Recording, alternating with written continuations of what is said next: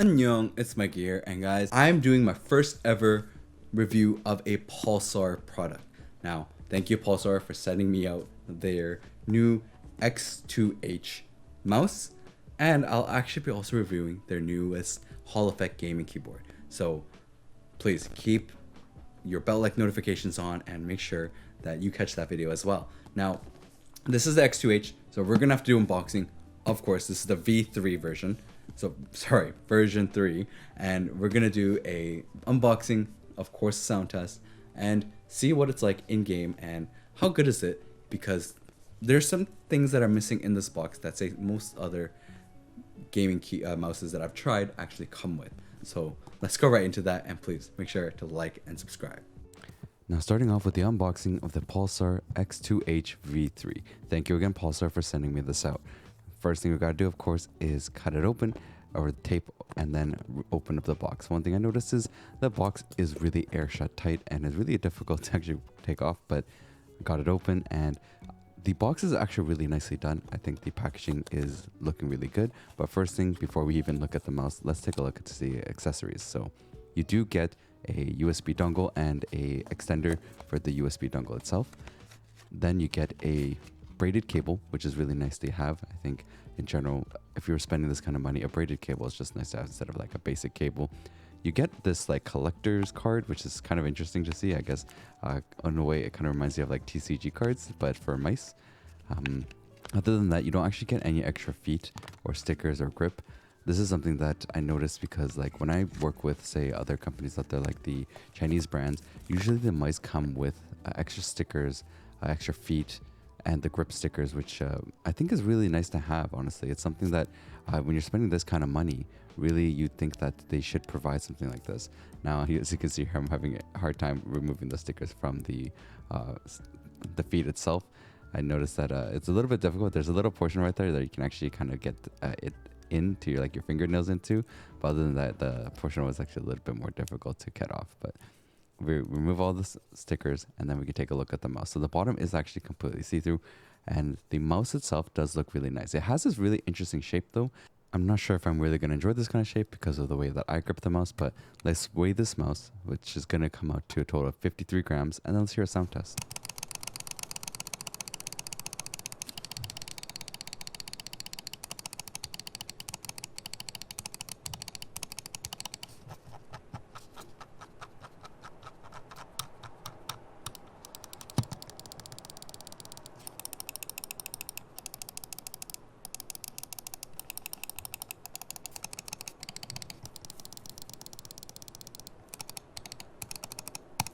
Now, we did the unboxing, we did the sound test of the X2H version 3 from Pulsar. As you can see, the mouse does have an interesting shape where the front really narrows down a lot. It does feel a little bit awkward for me because I'm more used to a mouse that has that top here that goes up. So in terms of when I'm holding the mouse, I did feel that and notice that I was feeling awkward with it because of the way I wanted to personally hold my mouse. In total, I think they did a great job with it. I think it does feel incredibly light. It is well built, like material wise, but it's just the shape of the mouse itself for me is just not doing it. It only came with a 1000 hertz dongle though, which I think is a little bit of an unfortunate thing because if you consider like a lot of the gaming mouse that are coming out like lately, that is a huge competition, like taking them over the market, that are not the big flagship companies, they're providing 8K dongles without you having to buy it separately. This one, you do have to buy it separately. Of course, we're gonna have to go on the website to take a look and see how much it is. And of course, the gaming performance of this mouse and compare it with some of my favorite mice out there. So let's go right into that and, see how does this hold up. So first of all, let's go check out the website, see how much this thing is. This thing is $99.95, which is definitely not on the more budget end of mice. I tried many different mice out there, and this is going to definitely be more in terms of like the mid-range to, I would say mid-range of mice out there. It does have 8K, but as you can see, it notes there, you do not get an 8K dongle with this mouse at $100. You actually have to buy it separately, and I'll show you how much it costs a little bit later. This has their own sensor, so they actually made their own flagship sensor now. I know the version 2 actually came with the PAW 3395 sensor, I believe, and this one is going to be the Pulsar's own sensor. It does have a optical switch for the clicks, And now let me show you how much the dongle costs. Now, this is something that I think is unfortunate. It's a $20 dongle. So why couldn't they actually include it in the purchase of the mouse? I'm not too sure. Maybe the cost might have been a bit higher for the whole thing, but I think they could have maybe priced it a little bit more and just included it. The thing is, nowadays, a lot of mice come with AK just on its own. Now, is AK really necessary? Well, we're going to have to really test out the mouse to see if there's a big difference or not using an AK mouse versus just this mouse that has 1K only. Now, of course, this is where you can download the software, right? So you go into downloads, find the mouse, and you can download the Pulsar Fusion software. It's going to be the Fusion drive. The mouse itself, though, has a really good battery life. I used it for about a couple of weeks, and the battery life lasted really long. Like, this was having never charged it right after I had originally made it 100%. The software itself is pretty good, right? I think Pulsar really did put a lot of work into making a nice UI, simple to use software.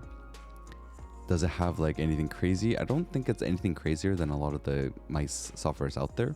I think this is kind of what you usually get with most I'd say bigger company softwares like Logitech and Razer. All they have very similar types of softwares, and I think this is just the basics, right? This is basic things that you could have. It's nice to have like macros available as well.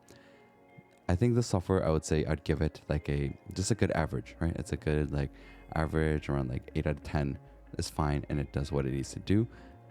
Again, though, this is only 1K, so battery life for this is definitely going to last longer than say using an 8K mouse, which would definitely take a lot more battery. Now, the next thing we want to do is go into Aimlabs. So I do want to do Aimlabs test. This is kind of one of the things I like to test to see how a good mouse is. Now, this is the first test, which is good shot, right? It's just about quickly shooting. How fast can you really hit all the targets and making sure your accuracy is also there as well. You would really want to do a good shot where you have more than 90% accuracy, but then of course be as fast as possible. Now, in terms of using the X2H V3, as I said, the holding of this mouse for me is a little bit different. It's like I do have to do more of a claw grip, which I'm definitely not used to. But the mouse itself, I don't feel any like issues with latency, right? 1K, I'm using this mouse and I'm not having any like feelings of, oh, this mouse feels slower, or I'm feeling like there's a little bit more of a delay when I'm clicking something. Honestly, I don't think that there's going to be that big of a difference. But of course, like I'm going to have to show you with the next mouse as well. And the thing too, though, is this mouse doesn't feel too heavy on my arms either. Like when I'm using it and I'm making the movement to clicks, everything. The clicking portion of this mouse, even though the front portion is quite flat, actually works really well and it's very easy to click. And as you can see the score here too, it's actually higher than what I did the last time I did Aimlabs, which is pretty good. Now this is my Glacier 8K, right? So this is an 8K mouse that I'm running at 8K and super light, and I'm actually having a really easy time doing it. And as you can see, score wise, there's actually not that difference, even though it's a 1K versus 8K mouse. But you can really see if you look at the bottom left, like how I grip the mouse is going to be quite different. You'll see my fingers are a little bit more curled up with the X2H. And when I was using this X2H, one thing I did feel though was it feels like I have a little bit more control with this specific mouse than I do with, say, the Glacier, which was kind of interesting. Right, the total score for my X2H was 68 for the spider grid, and then this is my Glacier 8K, which I thought that I would do much better with this one because the Glacier technically, in terms of actual weight wise, it should be a little bit lighter. But in terms of like actually using it, it felt a little bit heavier for me for some reason. And as you can see here, the score was a little bit less. It's like I have a little bit better control with this Pulsar mouse, and I'm finding that the Pulsar mouse is actually pretty good. The price wise though, when you compare the two, they're pretty much going to be at like very similar price range, right? They're both around the $100 range. I do personally like the design of the Glacier a lot more than the Pulsar, but the Pulsar definitely has its perks in terms of, the balance and the weight is really nice to see. Now, the tracking portion though, as you can see here, my tracking is really not great with this Pulsar mouse. I think I was feeling that my arms were a little bit more stiff at the time. To be fair, I did work out in the morning before I did these tests, but I think 34% has been my average, so it is close to my average in terms of the accuracy percentage wise. And then using the Glacier 8K definitely felt a little bit more smooth with my tracking. I think the Pulsar I had much better use with like flicking, while the Glacier I'm having better use with like the tracking portion. And as you can see, even the score difference and the actual accuracy itself, I definitely have a much different score. In total though, I don't feel there's a huge difference between the 8K usage and 1K. The latency wise, like 1 millisecond, it's not really very like noticeable in terms of using it. Like my monitor is technically supposed to be running at 165 hertz, and I believe I have a graphics card of a RTX 3070 Ti with it, and it's 1440p, so it's should be running at about 144 FPS, and I'm not really seeing there's not much of a difference in terms of using both mice. 1K is completely fine, and you really don't need anything crazy like 8K, especially if you aren't in like a really high competitive scene.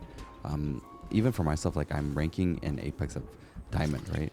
Now, as you can see here, one thing I like to test with, in Apex specifically with mice, because this is a game I play heavily, is using the mouse to see how good is like tap strafing. So specifically the mouse wheel. The key thing about using a good mouse in Apex is, and something that's comfortable, is having a mouse wheel that really works very well in terms of what you're wanting. So as you can see here, like that's my tap strafing. Like I'm practicing and seeing, how is the mouse wheel itself. So the mouse wheel is actually kind of rigid in the Pulsar, and you'll feel it that it's like it clicks every time you are using the mouse wheel. So it's like click, click, click, click, click. Like you'll feel it, but it feels really comfortable, and it works well. It feels like the mouse wheel's accuracy works incredibly well in terms of it. But as you can see, like I was mentioning the whole grip portion though. So the mouse that I actually have right there was the MTOS K7 Ultra, which I will be reviewing very soon and doing a video on. But the grip on the Pulsar has a different type of feel to it, where if you have it in your hand, you have a little bit of empty space, which again is it's a very big claw grip mouse. And having the claw grip mouse with the mouse wheel actually was working well. Now, even controlling the recoil with like the R99 over there, as you saw, was not difficult at all. And doing the movements that I needed to do with the mouse wheel was really good. I wasn't having any issues with the mouse wheel having issues, like having delays, or where I felt like it was a bit too rigid, where I couldn't do what I wanted to do with the mouse wheels. This thing was pretty impressive with that. Now, going through like a box, trying to scroll through things really quick, definitely had no issues as well. I didn't feel that latency issues. Bunny hopping as well, as you can see, not a problem with this mouse wheel. Even with the rigidity of it, the mouse wheel definitely works very well, very smooth and very reactive, and it's something I really appreciate. Now, this is something that I also do for practicing, is like super jumping off the zip lines, as well as like doing triple. That one was a little bit more difficult. I think maybe because due to the rigidity of it, it still works well, and like it's something you just have to get used to. But I felt like, I'm wondering like the timing wise. So it's possible that my timing for the mouse wheel for this one was very good for like tap strafing and everything else, but a bit slower for say the rope itself, or it might have been just my fingers pressing the E. That was the issue. But this is another one where I do tap strafing off jump pads, and as you can see here, like it's super smooth. I don't think I've done some like nice tap strafing off jump pads like that smooth with other mice before in terms of the mouse wheel. This one felt really easy to do, so that was nice to see. And as you can see here, like recoil testing, you see how it like no recoil goes like that, and like no recoil control. But then once I do control the recoil, it's not too difficult with this mouse. But again, Apex is a game that recoil is not that big of a deal. Really, it's like there's ways to counteract it, right? If you move left and right, there's ways to counteract it in this game. Now, of course, flicking with this mouse, this is the thing that I've felt about flicking. If you have the perfect DPI set for this mouse, I think flicking on this one is really good. It is very, very slippery, so the mouse really slides very, very well, and not too much friction where you have that breaking in between. Like previous mouse that I had, the Glacier, the the Aqua Pulse, and the Ueden all have a bit more grip, which makes it like, I think, not as smooth and like a little bit more rigidity when like you're actually moving the mouse to flick. But the Pulsar definitely worked well, and I really did like it. I think for me, even though I felt that the mouse sensitivity had to be reduced quite a bit because it was a bit too sensitive. And this is kind of what happens, right? When you have a mouse that's very light compared to what you are used to, you really should change your mouse sensitivity in game. Do not change the DPI. Always keep DPI the same, and then just change the mouse sensitivity in game. Now, one way to do that is really just like do the 180, and if you can do 180 accurately each time, that's how you know you have the perfect accuracy for you in terms of the mouse sensitivity. Now, going into Valorant, I'm not a Valorant player. I only played Valorant like a little bit before, but trying to see recoil control, like how is it in terms of making those micro adjustments to really control this recoil. What did I feel? I think like the Vandal is supposed to be one of the harder ones, right? The Phantom is like much easier to control, as you can see here. Like I'm keeping it mostly in the similar area, right, with the Phantom. I noticed with specifically the Vandal, it was really hard to do the micro adjustments that I needed to, keep everything more centered in aim. Like as you can see here, it's going really all over the place, which is very, very bad, right? You really want to be able to control it. I felt the micro adjustments to do so in this was a bit more difficult with this mouse, especially with compared to other mice that I've tried. I think the Ueden was probably the easiest one, due to the size maybe, and then how light it is too. The Akko's is great, it's just a little bit heavy for me. I do love the shape of it and how comfortable it is, but it is a bit heavy. But as you can see here, controlling the micro adjustments for the recoil was definitely a bit difficult. And then I of course want to see how this would be with like flicking with flicking with the Sheriff. And I went into practice, try to see, and my aim, as you can see, is like off, keeps being off slightly. Like I feel like I'm getting close enough, but it's definitely a bit hard to get the exact positioning. Like I'm hitting the body. I noticed myself like not keeping the aim steady either. As you'll see, the aim is not really staying in the same line with the head, and it keeps moving down or like moving up. And I think that's something that's the issue with my aim personally. As you can see, like my aim's horrible. I haven't hit a single one, but definitely this mouse is really good for FPS games. I think for gaming in general, people will enjoy using this mouse, especially if you do like a claw grip. Like a claw grip person will really appreciate this mouse for sure. Now going into an actual game of Apex. So I did go and play a lot of Apex. I've been ranking a lot.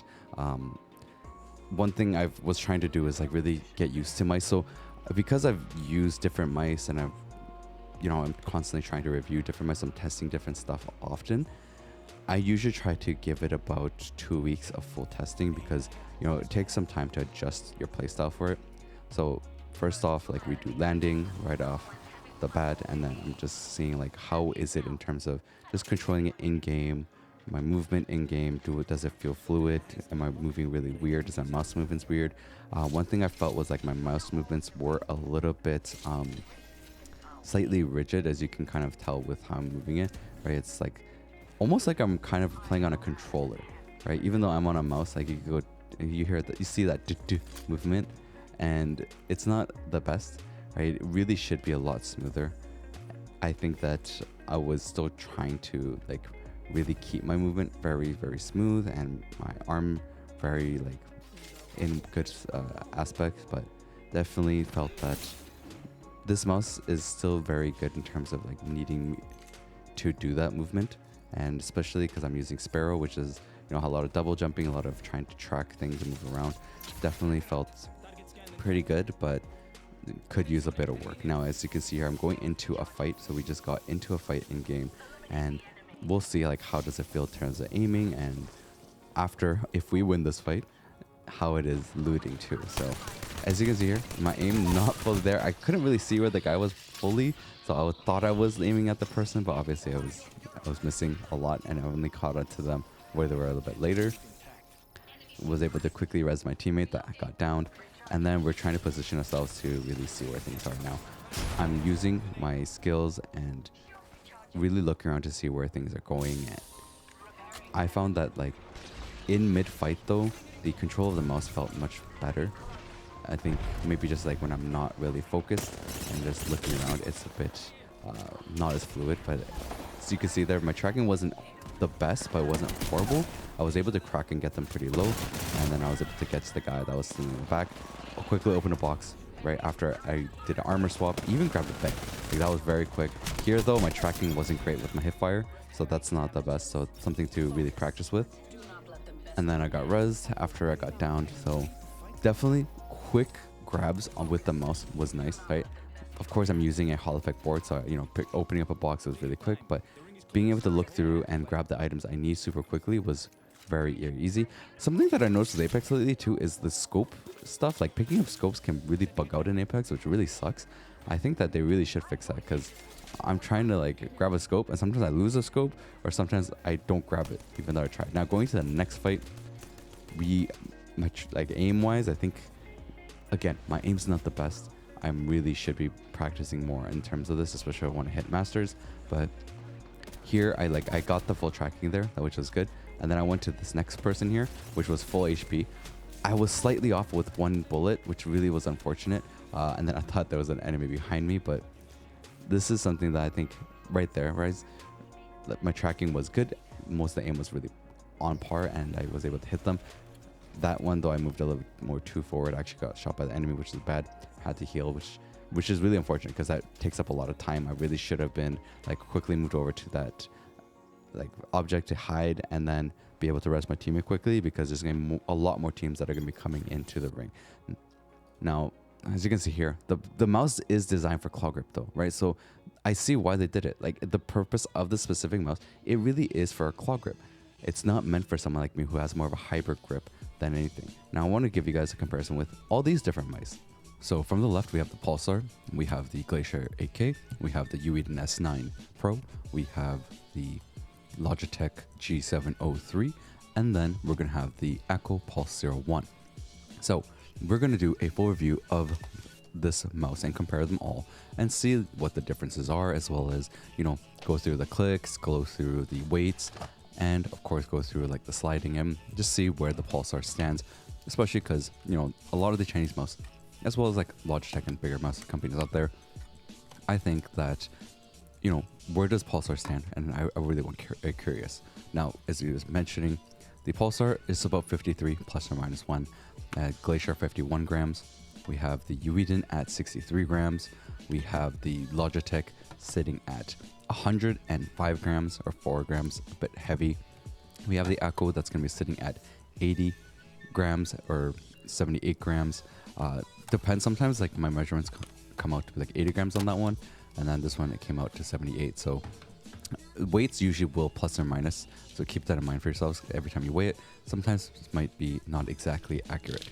Now, we're going into really checking out each mice and seeing what I think. So in terms of the balance of it all, I'd say like the Pulsar is really well balanced as a mouse. The Pulsar is technically heavier than the Glacier 8K, and my Glacier 8K is like my favorite mouse, right? So that's the one I've been using a lot. I love the grip on it and I love the hold on it. The Pulsar though has like just a much better balance overall, which is why I prefer it a lot more. I think that it's a lot more comfortable in terms of like holding it, carrying it, and using it. While the Glacier 8K I noticed is a little bit more on that front heavy side. Like that's something that I've noticed with a lot of these mice. Same goes to Ueden is actually more balanced as a mouse as a whole, while the balance of it like isn't too front heavy and like really good. The Logitech is front heavy quite a bit, and I feel that with how heavy it is in the front end, it does lean a little bit. So is the Pulse 01 from Echo as well.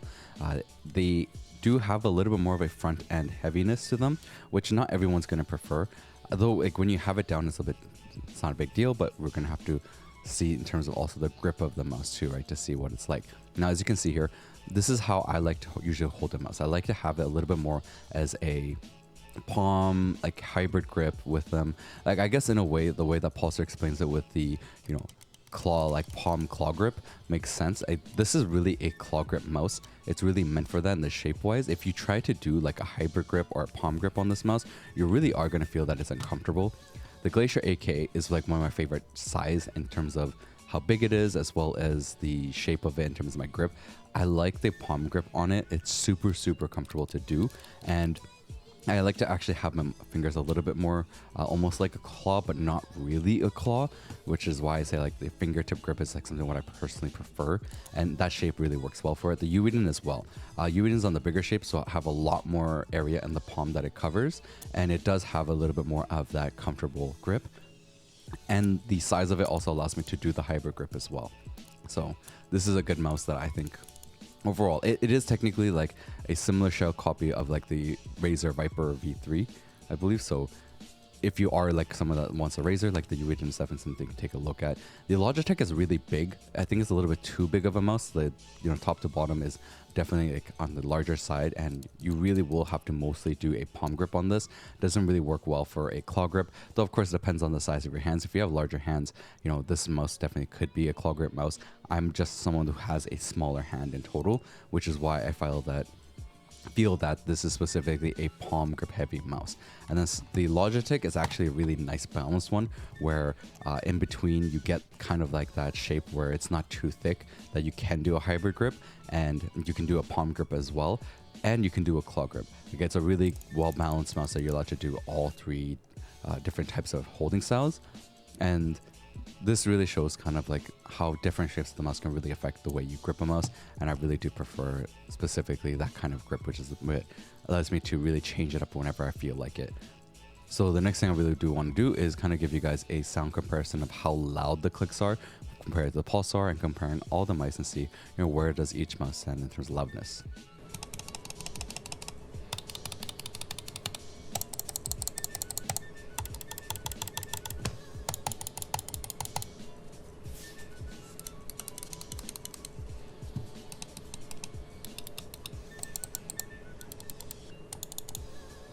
So the next thing we're going to do is do a glide test and see what is it like in terms of the gliding for the mouse. So the Pulsar has a really nice slide. It glides really well on the mouse pad, as well as I would think like if you were looking at comparing this with, say, like using a glass pad or not. Like, I don't use a glass mouse pad. So in terms of the mouse itself, I feel that it has very, very good gliding. And even when you're holding it, you don't feel that grip. The Glacier, on the other hand, glides well when you don't have a hold on it, but as you can see, it's front heavy. And one thing I noticed is that you will feel the grip as soon as you grab it. So like once you hold onto the mouse itself, it does have a strong grip. You'll feel the friction when you're trying to use it, compared to, say, the Pulsar, which doesn't have that like grip and friction as much. And the Pulse 01 from Akko as well is similar. It glides okay. It's in the medium range, I would say, for gliding. And it has a little bit more friction, especially because of the weight. Once you do hold it, you'll feel that friction a lot more. So if you are someone who doesn't like to have too much friction on their mouse, and you like something that's a lot more like ability to glide, it doesn't have that strength in terms of that. The Logitech 703, it really does have very, very slippery feet. Does glide really well, and it slides like very, very easily. I would say out of all the mice, this one's the one that has the most amount of glide, and I think that's kind of what Logitech does a lot. Of course, you can change these feet with each mouse, right? You just have to go around, look for different feet that could fit, and then of course make that change. The Ueden has really good gliding as well, definitely more balanced mouse, but once you do hold it down and has that weight of your hand on there, you will feel the friction of the mouse, and that it's not as glide as like slippery as the X2H from Pulsar. The Pulsar mouse, I feel like in total, definitely has a lot more of that gliding potential. So if you are someone who likes to do a lot of more flicks, I think the Pulsar definitely has that benefit. Now, this is the dongle that comes with them, so they give you the USB adapter that gives you the extension with a cable, and then you have the 1K dongle. Again, I think this is a really big thing that they could have done better with.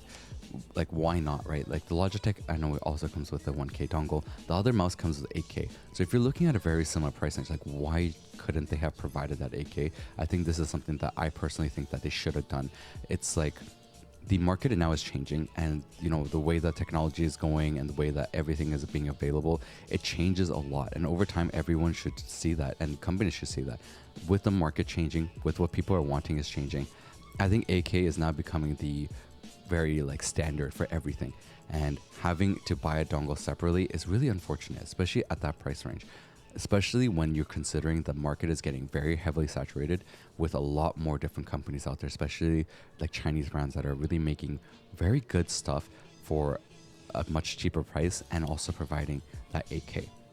I think the Pulsar one though is that even at the 1K mark, like with the 1K polling rate and the way that this mouse, the sensor and everything was working, it worked really well. Performance wise, I was quite impressed. I actually did enjoy using it. I think overall in gaming wise, I think I was able to perform a lot better with this mouse than say the other mice that I've tried and getting used to them. The Pulsar, I think, is definitely a good mouse, and I think they did a great job with it, as well as, you know, back then before these Chinese companies came in, Pulsar was one of the companies that came out with a much budget line that was affordable and was very good in terms of performance wise. I think they should really look into maybe catching up now, as well as the Chinese companies are coming in more heavily, and it would really be good to see like Pulsar really take that step forward and make those big improvements. But I'll have the links in the description. You should go check it out. I think in general, if you're a claw grip person, you will definitely enjoy this, and the performance is very good. Now, I do hope that my review of the Pulsar X2H really does help you guys really see if this is worth it for you or if this is a mouse that you should grab. Everyone has a different preference, right? And everyone has their preference in terms of how much they're willing to spend, depending on, of course, what they want. I think this one really could have been better if they did provide the 8K dongle with the mouse. I think it really is unfortunate to see that. I know that, you know, it's not a normal thing, and, you know, a lot of these Chinese companies that are coming up are a little bit of a different thing where they are providing to give you a little bit more bang for buck. But seeing that and seeing the prices and comparing the prices like of the different mice, it's hard to really justify that you don't provide it, especially with how the market's changing and 8K mice is more of a normal thing. To be fair, at 1000 hertz, this mouse was performing really well. I really didn't feel that huge difference between using this one and using like an 8K mouse in the comparisons. It did work really well, and latency wise I had no issues with it, even though using it wirelessly. But again, it just would have been nice, right? I think it's just nice. Like, why not do it? Why have it separate? Especially if the market is looking like it's changing that way. So I'll have the links in the description. I'll go check it out, especially if you are someone who likes this kind of design and feels this is more comfortable. So if you have larger hands, I think it'd be a little bit better, or medium hands. I just have smaller hands, of course. So check it out. And of course, please go check out the other videos I got. Make sure to turn on that notification because I will be reviewing the Pulsar Hall Effect gaming keyboard next time. So please go check out that video as well, and I'll have to catch you guys next time.